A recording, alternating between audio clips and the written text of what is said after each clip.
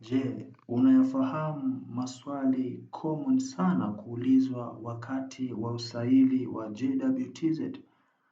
Karibu sana kwenye chaneli yetu Ajira Update, na hili ni moja ya swali lililoulizwa na mtazamaji wetu kwa njia ya maoni.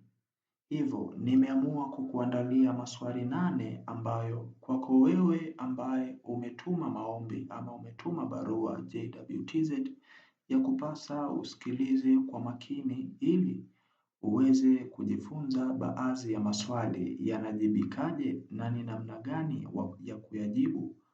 Nisikilize kwa makini mwanzo mpaka mwisho. Swali la kwanza.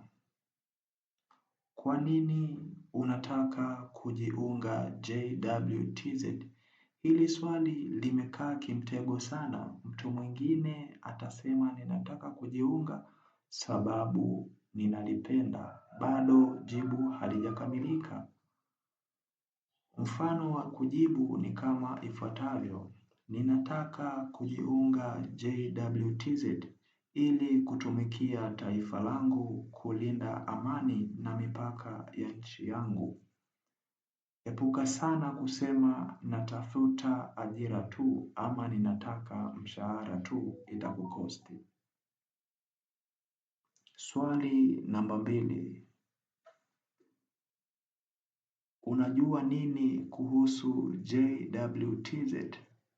Hapa wanapima uelewa wako, lakini cha muhimu ni wewe kugusia mambo yafuatayo: kulinda mipaka ya nchi, kushirikiana kwenye kutunza amani ya nchi, kusaidia wakati wa majanga. Namba 3. Uko tayari kufuata amri hata kama ni ngumu? Hili swali limekaa kinidhamu zaidi.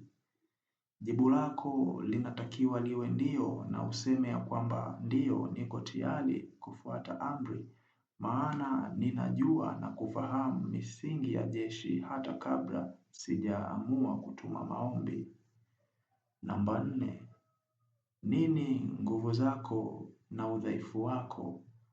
Hili swali linapima ni namna gani unajitambua.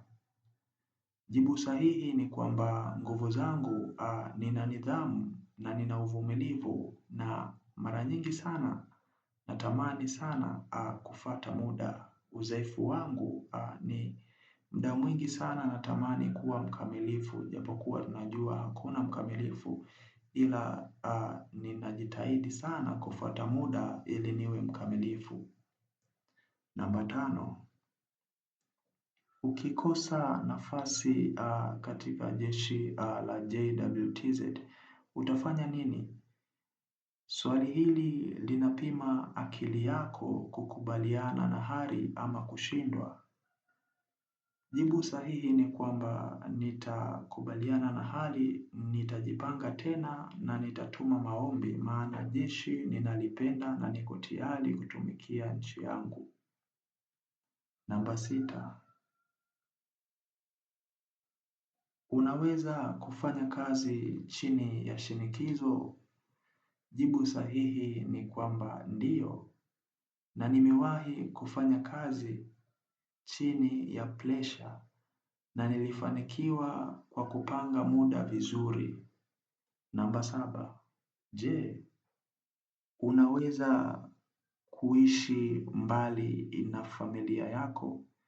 Jambo hili linapima hisia zako. Jibu sahihi ni kwamba ndio, niko tayari kuishi mbali na familia yangu, hali ya kwamba ninajua ninatumikia taifa langu.